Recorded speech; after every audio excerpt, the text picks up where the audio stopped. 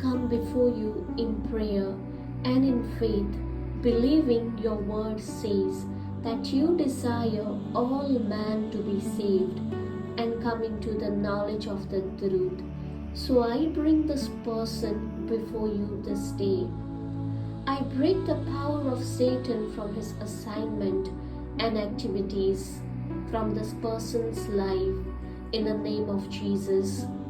Now while he is bound, I ask you that you send forth the perfect laborers to share the good news of the gospel in such a way that this person will listen and understand it.